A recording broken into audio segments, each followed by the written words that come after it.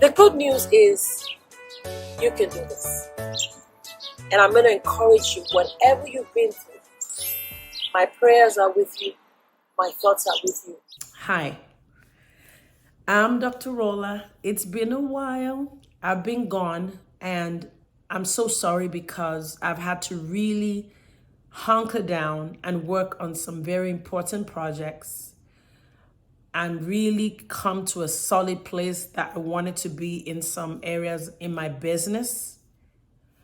And I kind of went to a very quiet space where I shut a lot of things out. All I did was eat, sleep, workout, and pray. My church has we have some really cool prayer lines in the morning, and now we're doing evening in the month of April. I've been participating. But for me in particular, I have stayed away from church. I'm going to be transparent this 2 months and just stayed home. Pretty much work back to back every day, and I've stayed home. I may have gone out for one event. Somebody's father had passed, and so there was a small celebration of life event. But apart from that, I have not been for any social activity since I've been back from my cruise, and that's been intentional. I thank God for the grace to be able to listen and hunker down, because some of the projects I've been working on for years came alive in this time that I was away. But I'm back now, and I want to be putting out those videos because I have so much to give and so much to pour out. Today is episode 25 of my series about my life after divorce. And the title is The Emotional and Psychological Traps of Divorce and Why Divorce Can Be Harder Than Marriage. Why divorce can be harder than marriage. If there's any reason why I'm doing this series, this is the reason, what I'm going to talk to you about today. That I feel that too many people are putting divorce on the table as a bargaining tool or something to discuss when they have not explored a whole lot of other things that they could do to help their marriage heal. And I'm not saying that every marriage people can stay together forever. We understand that. But I believe in my work experience, in my clinical experience, and in my personal life as well, that so many of these marriages could have been helped if the people who are in the marriage take divorce off the table and see the challenges they're facing as things that they need to face together and get to the bottom of it. Again, it's not my place to tell you or anybody else to stay married or be divorced. That would be disrespectful. But I'm sharing from my clinical experience, and I'm also sharing from my own experience, that the emotional and psychological traps of divorce are so serious that this is not something you want to enter into or consider consider without, I encourage you not to consider without exploring ways to heal. Because of these traps and the tremendous strain and pressure on the people who are divorcing, even if they divorce amicably, and also on the children and the entire family, and even the community.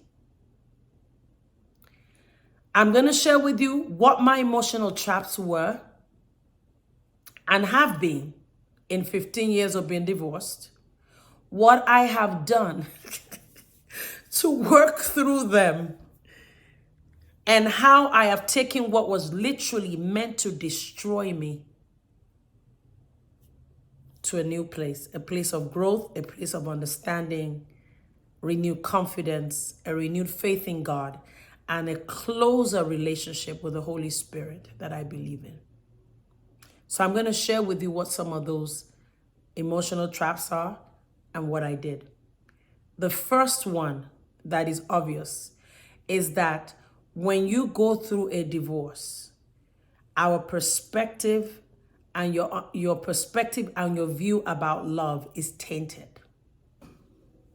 Now, maybe if you've had a lot of breakups, even if you did, if they didn't lead to marriage, then not to say that I didn't hurt, but it's a different level of hurt when you lose, when a marriage ends. For me, when my ex-husband was really the main boyfriend that I ever had, I may have some friends who were interested, but I'm talking about anybody I dated for any decent length of time was my ex-husband. And I first knew him in my teen years. You can check the earlier ones if you want to have a little bit of information about that. But so my perspective of love, romantic love, is tainted.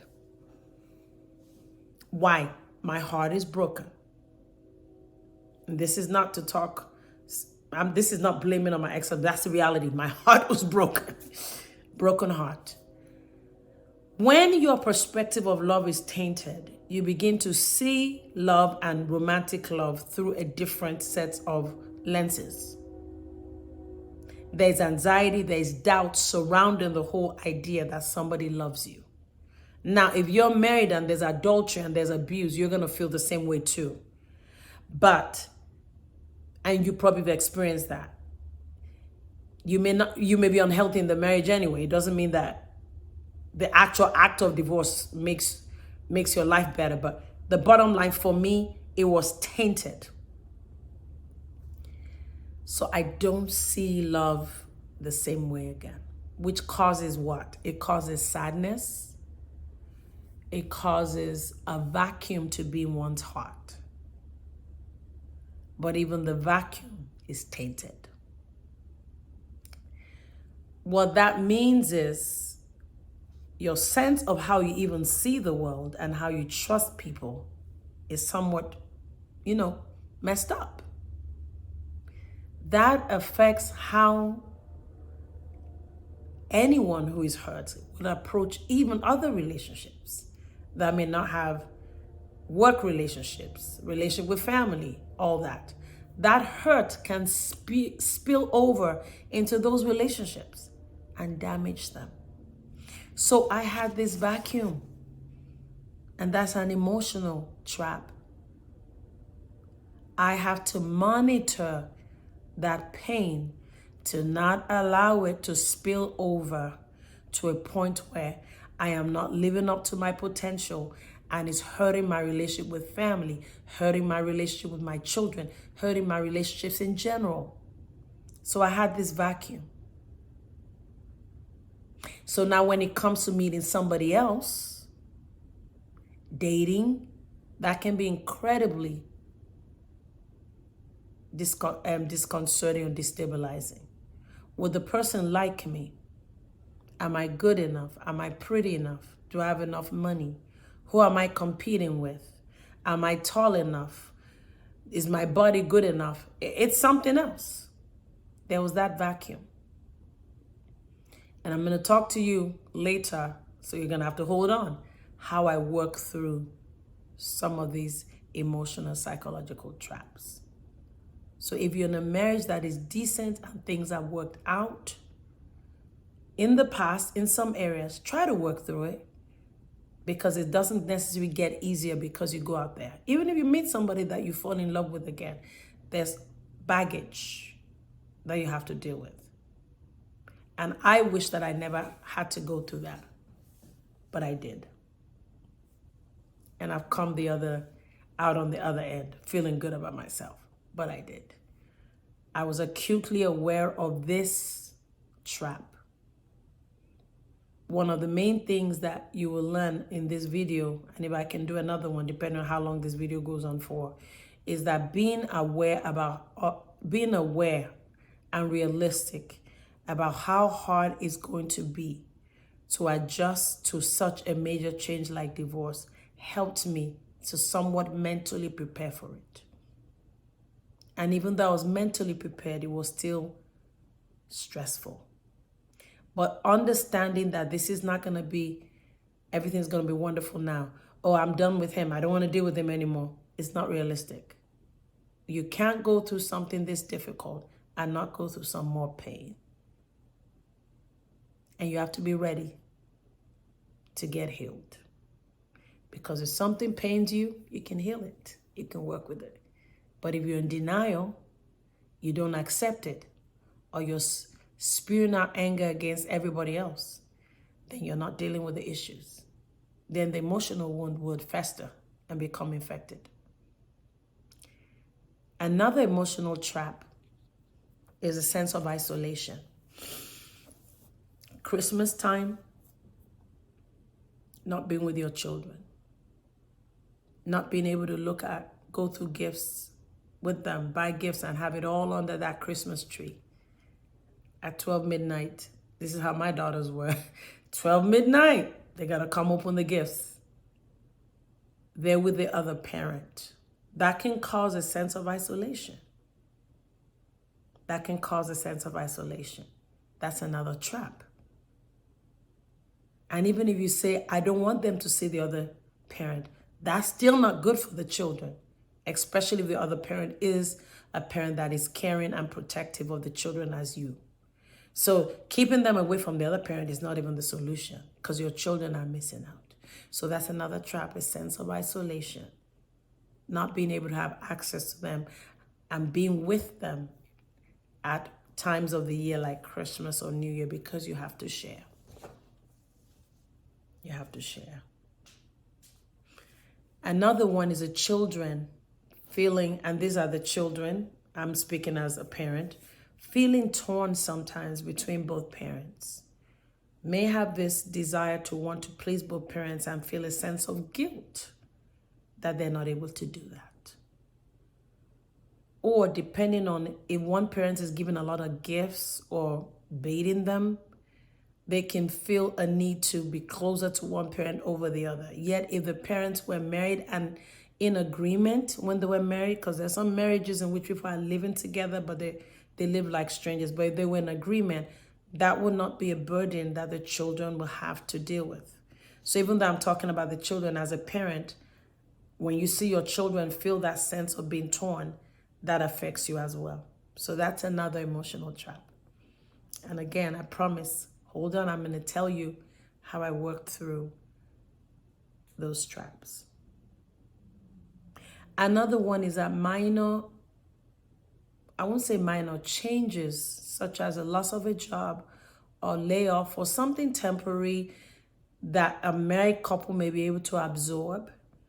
When a person is single, they're not able to do that. And even if they do, it can be incredibly strenuous, such as maybe a job situation is not working out the way it should and the person is laid off or something. If it was a married couple, there will still be maybe one income to work with, or they can at least sit together and strategize how to go through it together, and they can carry each other through it.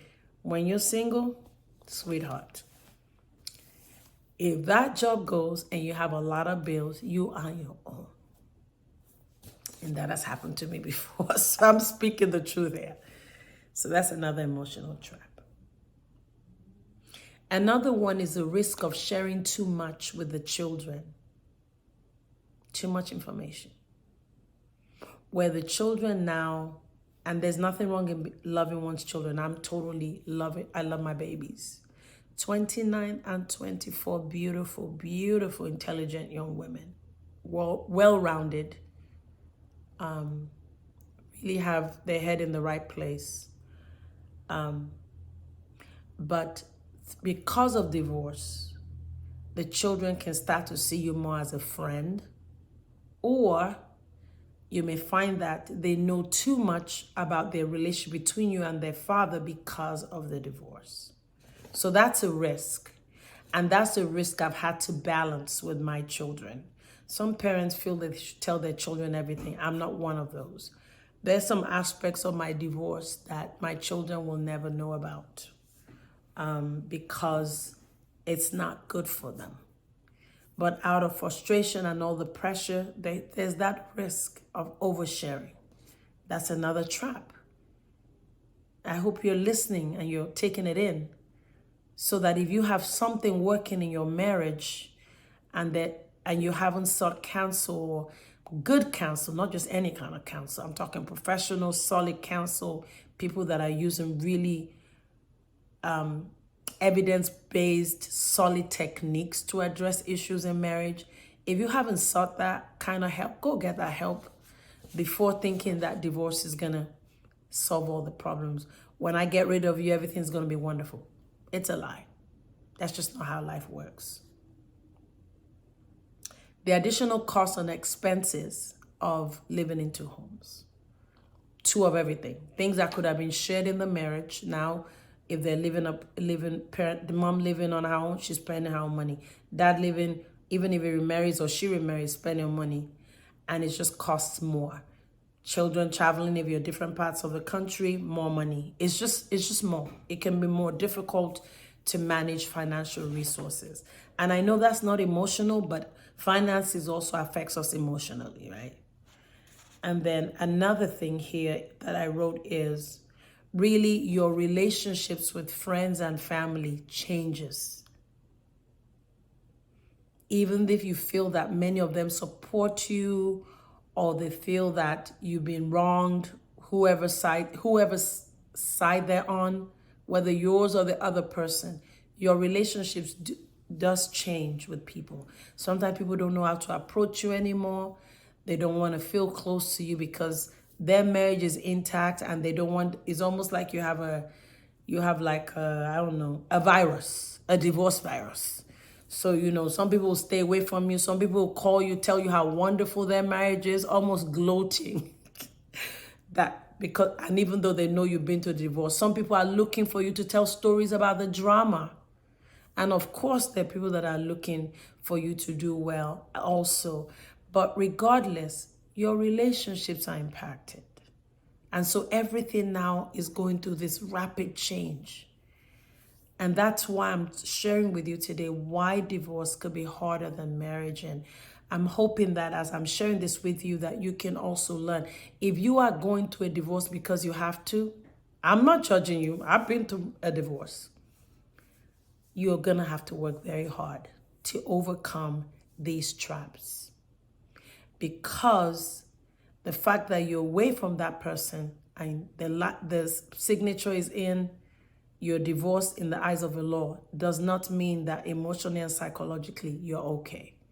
You can be physically away from somebody, never talk to them, don't ever want to see them, but deep inside you're dying.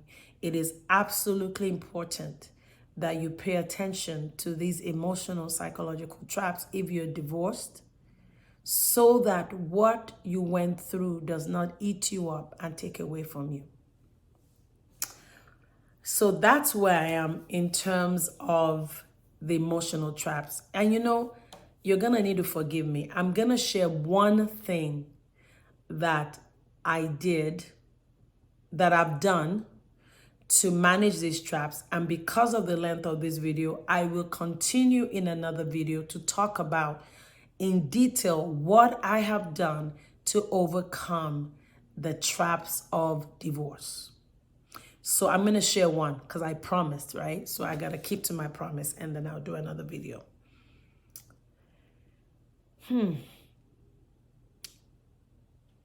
One thing I'm going to share is that it's time to be real if you really want to work through these emotional traps and overcome. You're going to have to be real.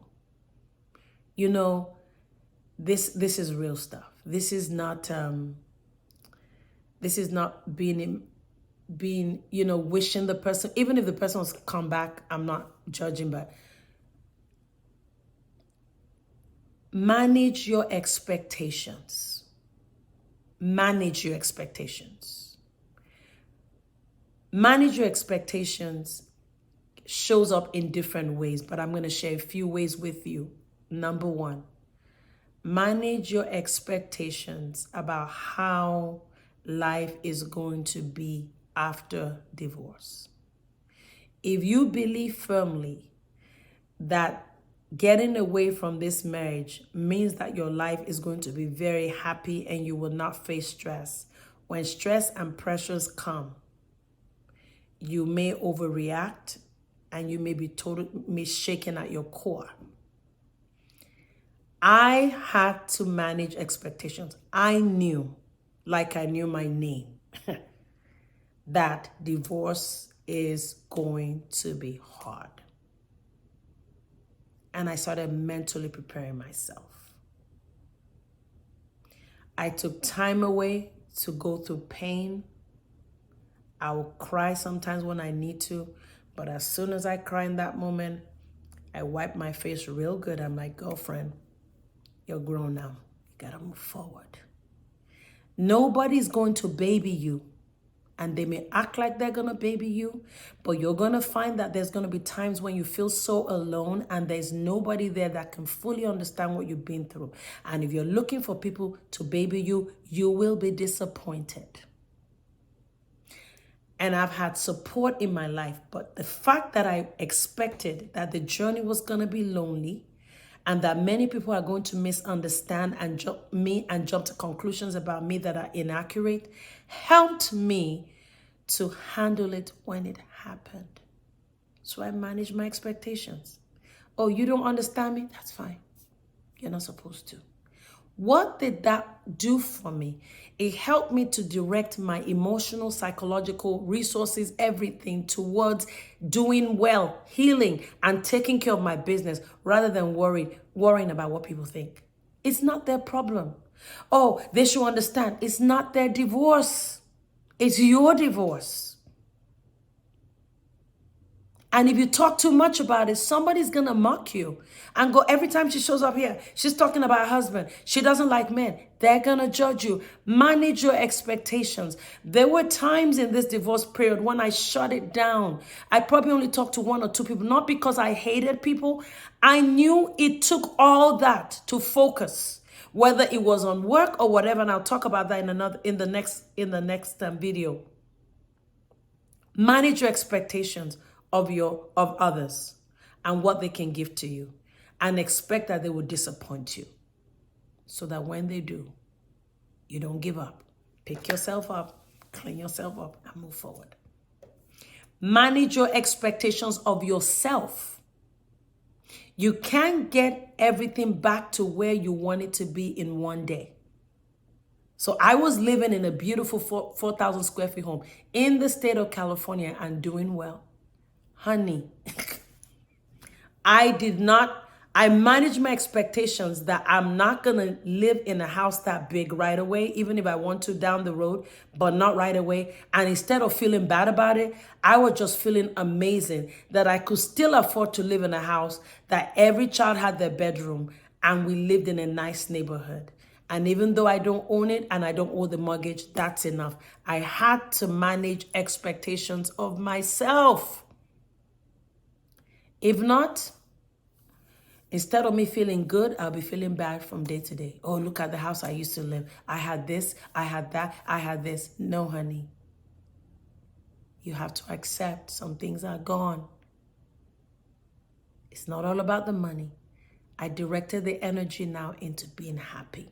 Now that I have this home that is smaller but beautiful all the same, how can I make this home feel like a real happy home? Redirecting my energies into what is new now, accepting the reality, managing my expectations of myself. And then thirdly, managing my expectations of what the court system can do for me. When people are hurt and they go to the divorce court, many people go with the idea, I didn't, because before that time, many people go into, I'm finished my train of thought, many people go into the court system with the idea that the judge is going to see my point of view and they're going to fight for me and I'm going to win you in court. The reality is that that is not what court is for. Because I'd done expert witness work and I'd worked even in the prison system, the legal system, I understood that no court on this planet, no court, no human being can reward me or pay me for what I did in my commitment as a wife and a mother.